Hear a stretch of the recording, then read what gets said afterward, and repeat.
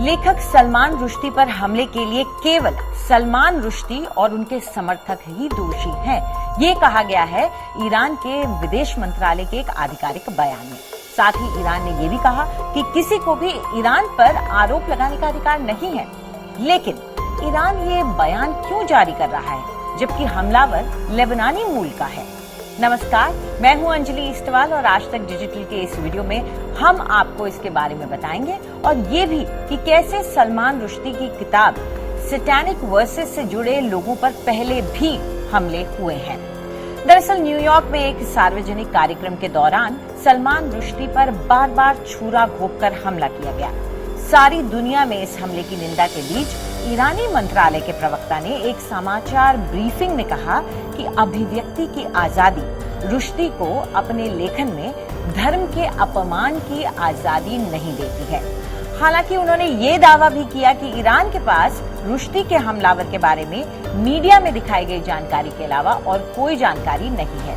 उन्होंने कहा, और मैं यहाँ कोट कर रही हूँ, कि सलमान रुश्दी पर हमले के लिए हम उन्हें और उनके समर्थकों के अलावा किसी और को तिरस्कार और निंदा के योग्य नहीं मानते हैं। किसी को भी इस संबंध में ईरान पर आरोप लगाने का अधिकार नहीं है। तो दरअसल ईरान के अंदर लोगों और अखबारों में मूड रुश्दी विरोधी ही दिख रहा है। एक ईरानी रूढ़िवादी समाचार पत्र, जिसका प्रमुख वर्तमान सर्वोच्च नेता आयतुल्ला अली खामेनी ने नियुक्त किया है, उसने शनिवार को उस व्यक्ति की प्रशंसा की जिसने सलमान रुश्दी को चाकू मारा था। रुश्दी पर शुक्रवार को न्यूयॉर्क में एक साहित्यिक कार्यक्रम के दौरान हमला किया गया था और ऐसे हमले का खतरा तब से बना हुआ था जब से ईरान के पूर्व सर्वोच्च नेता आयतुल्ला खुमैनी ने फतवा जारी कर उनकी हत्या के लिए लोगों को उकसाया था। उसके बाद से रुश्दी कई साल के लिए छिप गए थे। सलमान रुश्दी 1981 में अपने उपन्यास मिडनाइट चिल्ड्रन के साथ सुर्खियों में आए। इस उपन्यास ने स्वतंत्रता के बाद के भारत के चित्रण के लिए अंतर्राष्ट्रीय प्रशंसा और ब्रिटेन के प्रतिष्ठित बुकर पुरस्कार को जीता।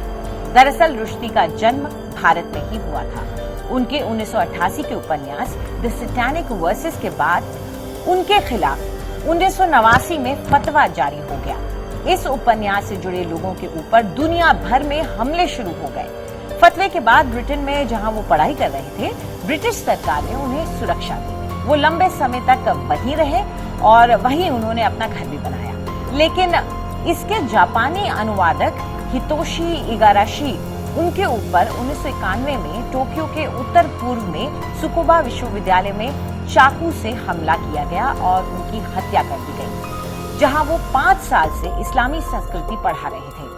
कोई गिरफ्तारी नहीं हुई और अपराध अब तक अनसुलझा है। सलमान रुश्दी ने उस समय कहा था कि इगाराशी की मृत्यु की खबर के बाद वो बेहद दुखी थे। न्यूयॉर्क टाइम्स के अनुसार इगाराशी एकमात्र ऐसे व्यक्ति नहीं है जिन पर रुश्दी के साथ काम करने की वजह से हमला किया गया हो। द सैटेनिक वर्सेस के इटालियन अनुवादक इतोरे काप्रियोलो सहित कई अन्य लोगों पर हमला किया गया। इतोरे पर इगाराशी पर हमले से कुछ ही दिन पहले मिलान में उनके अपार्टमेंट में छुरे से हमला किया गया था। जुलाई 1993 में तुर्की के उपन्यासकार अजीज नेसिन, जिन्होंने एक स्थानीय समाचार पत्र में द सैटेनिक वर्सेस से अनुवादित अंश प्रकाशित किया था, उस समय बाल बाल बच गए जब एक भीड़ ने पूर्वी तुर्की में एक होटल को जला दिया जहां वो रह रहे थे। अक्टूबर 1993 में द सैटेनिक वर्सेस के नॉर्वेजियन प्रकाशक विलियम न्यागार्ड को ओस्लो में उनके घर के बाहर 3 बार गोली मारी गई थी। पूरी तरह से ठीक होने के बाद पुस्तक का रीप्रिंट प्रकाशित उन्होंने किया। इन हमलों के चलते रुश्दी लगभग 1 दशक तक छिपते रहे, घर बदलते रहे, यहाँ तक कि वो अपने सगे संबंधियों को भी नहीं बता सकते थे कि वो कहाँ रहते हैं। फतवा जारी करने के कुछ ही महीनों के अंदर आयतुल्ला खुमैनी की मृत्यु हो गई और 1990 के दशक के अंत में जब ईरान ने कहा कि वो उनकी हत्या का समर्थन नहीं करेंगे, यानी रुश्दी की हत्या का समर्थन नहीं करेंगे, तो रुश्दी सामान्य जीवन की तरफ धीरे धीरे बढ़ने लगे। साहित्यिक कार्यक्रमों में रुश्दी के शामिल होने के खिलाफ धमकियां और बहिष्कार लगातार जारी रहा और 2007 में महारानी एलिजाबेथ द्वितीय द्वारा उनके नाइटहुड ने ईरान और पाकिस्तान में विरोध प्रदर्शन को भड़का दिया। बाद में न्यूयॉर्क में रहते हुए वो अभिव्यक्ति की आजादी की पैरवी करते रहे। 2015 में पेरिस में इस्लामवादियों द्वारा फ्रांसीसी व्यंग पत्रिका शार्ली एब्दो के कर्मचारियों को गोली मारे जाने के बाद उन्होंने इस हरकत की काफी आलोचना भी की थी। फतवा और अन्य धमकियां रुश्दी के लेखन को बाधित करने में विफल रहीं और उन्होंने अपनी आप बीती भी जोसेफ एंटोन नाम की एक किताब में लिख डाली। किताब का नाम उनके उपनाम पर ही आधारित था।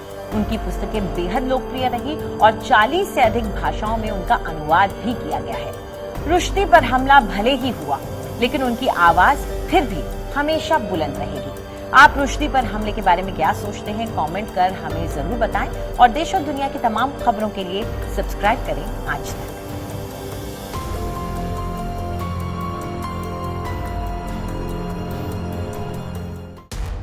इस समय पूरी दुनिया में लोग कंफ्यूज्ड हैं।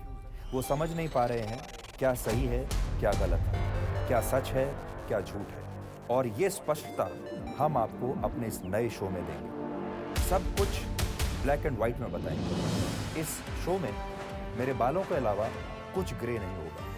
हर खबर ब्लैक एंड व्हाइट की तरह बिल्कुल स्पष्ट होगी।